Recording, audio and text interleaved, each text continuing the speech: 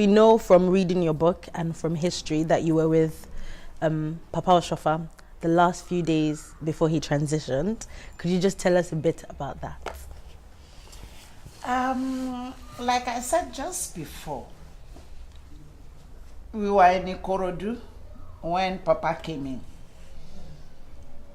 And when he came in, like he usually comes into the church, you know, he was a very humble man. And he's always been humbled by the presence of God. When he enters the church, he will enter, walk humbly. He never rushes. When he came that day, he just put his hand behind him, his head bent, walked into the church. Baba Bada was preaching. He has already started when my father walked in. And Baba Bada stepped down and said, Papa, please come and do the preaching. And Papa said no. Baba Bada said, then they discussed among the two of them. And Papa took the microphone from him and said, Oni wasuwa oni ni supreme. I was lucky I was there. So Baba Bada, he then, when he comes in, he will first of all go to his seat, pray, and then come out. Then this little drama happened, and Baba Bada continued the sermon. When he finished, Papa then prayed for the congregation. Then he wanted to go out. There was this lady that was rolling. When Papa passes here, the lady will roll. When Papa moves to the other side, the lady will, you know, she was in a trance, rolling, trying to block him. And Papa just said, Emma Jada Isholu Aduro. She just did his sound like this. Emma Jada Isholu Aduro. To me, it was just, he wanted to go. So a few minutes after he left, we didn't know he was involved in an accident. We continued the service, the harvest service, till the end actually. So when the service was finished, I then drove to Ketu to see my father because he has asked whether I was coming to Ibadan, and I said no, that I'd see him. So when I got there, he wasn't back. I walked back, got into my car, was driving out, when one of his driver, Leon, stopped me. Auntie, Papa had had an accident. Thomas and Mark are dead. We don't know where Papa is. I turned around. My aim, because I left Baba Bada at Ikorodu, my aim was to go and meet Baba Bada, to tell him there's a problem. Papa has been involved in an accident. Thomas and Mark are dead. By the time I got there, Baba Bada has left. But I met Baba Adifeso. So I said, Baba Adifeso, there's a problem. Leon has just told me Papa was involved in an accident. So Baba Adifeso said, wait. When he left us, because it was Baba Adifeso's parish, when he left us, he was going to Ibadan. So let us go and look for him in Ibadan. Park your car. So I left my car. We got into Baba Adifeso's car with his driver. We went to Ibadan. We went to Army Barracks. We went to all the hospitals. I went to all the mortuaries in Ibadan, all the hospitals. We were checking everywhere. Nobody knew where my father was.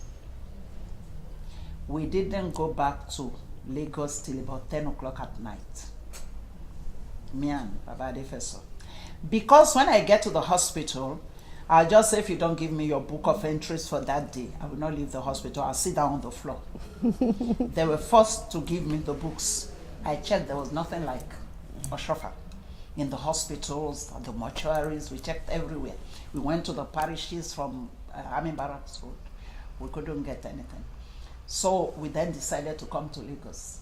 I was just saying, God, if you can let this man survive, I will thank you.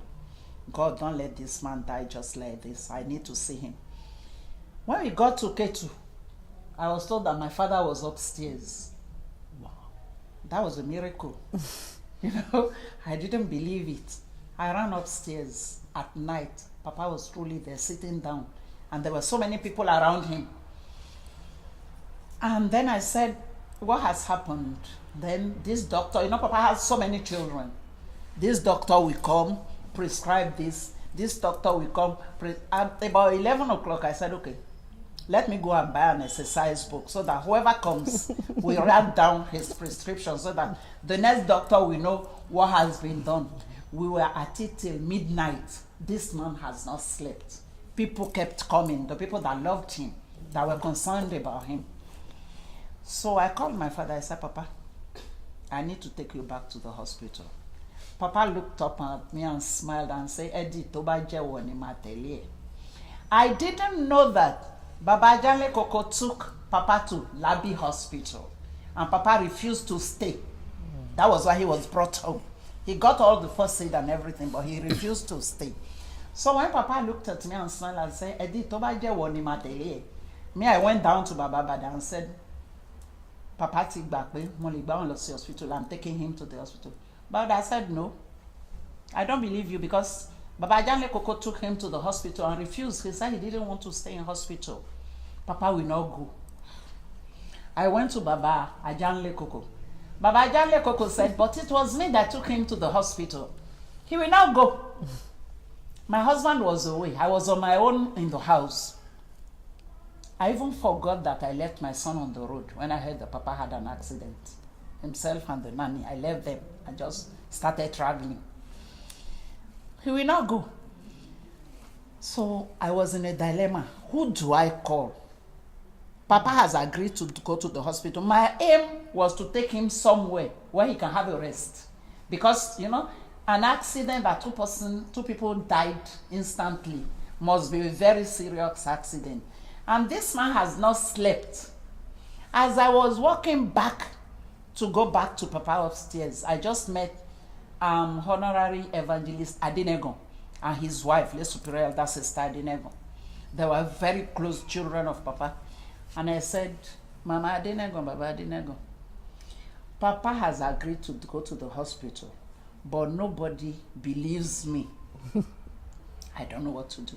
So they said, don't worry, we'll arrange an ambulance for you. Then I became like a robot.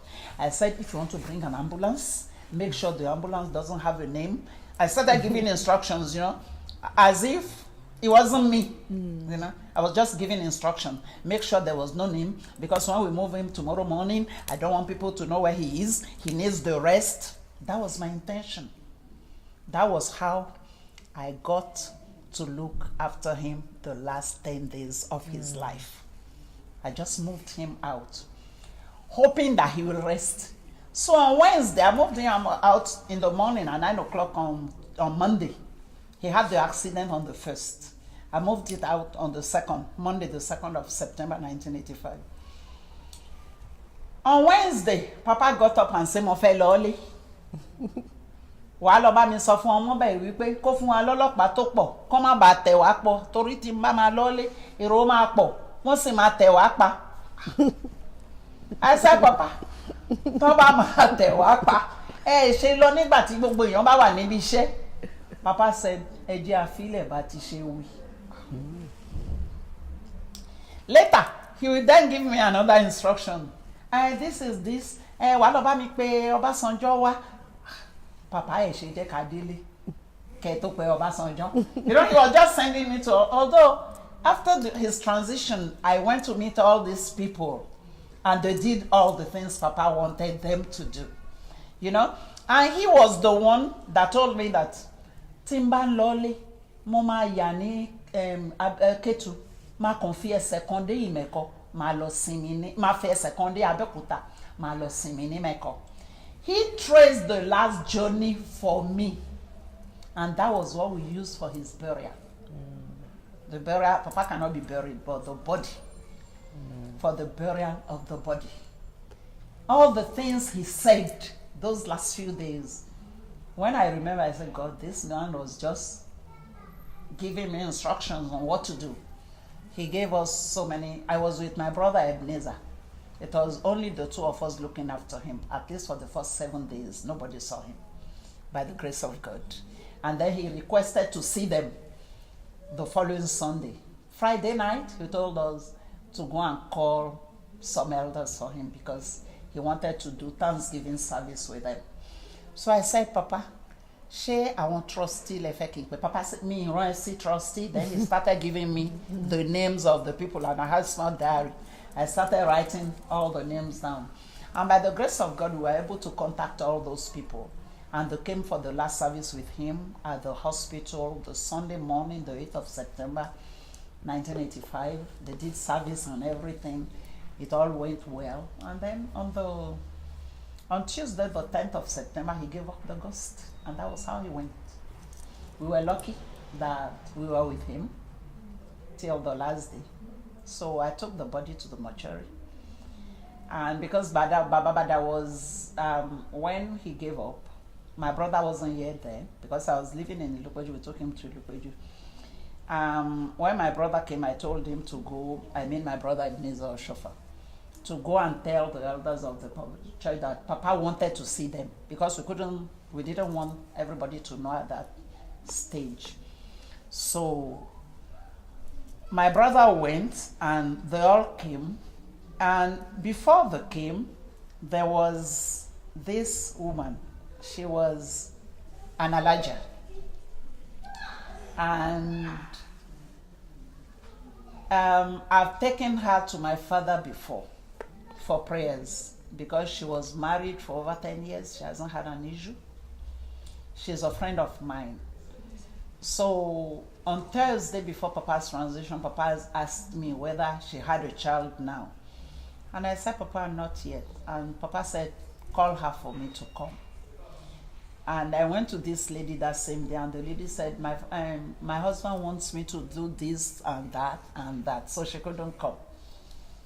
And the day of the transition, when Papa gave up, you know, when you live with people like SBJ Oschoffa, you know what to do when somebody dies.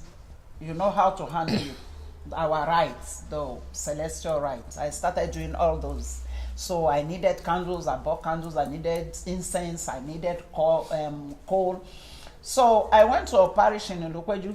When the man saw me, he said, you are my father's daughter. He started chatting. I said, I'm not here to talk to you. I want incense.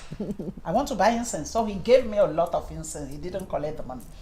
Now I stood there and I said, I need coal now. My mind just went to my friend. She was living in Bagada. So I went to her and I said, I met her husband. And I said, Papa has just given up. I need coal to do the celestial rites. She just got up, herself and her husband. They were the first people after the hospital staff to see Papa's corpse. When the woman got to the hospital, she knelt down in front of Papa's body and shook Papa and said, Papa, is it now that you say you want to give me a baby that you are going? That month, she got pregnant. Hallelujah. She was jumping up and down. I'm now pregnant. She lost the pregnancy. The following month, she got pregnant. The baby is now, she gave birth to the baby in 1986. The baby has gone to study in America. Beautiful girl. And she's now working with a radio station in Nigeria. Very popular girl. Wow. To the glory of God. Amen. So there are so many miracles that we have witnessed that God has performed. That's the main reason why I wrote this book. For the world to realize that God is truly living in this our church. And God is truly manifesting himself in this our church. If only we can trust him and believe in him. Amen. Thank you so much.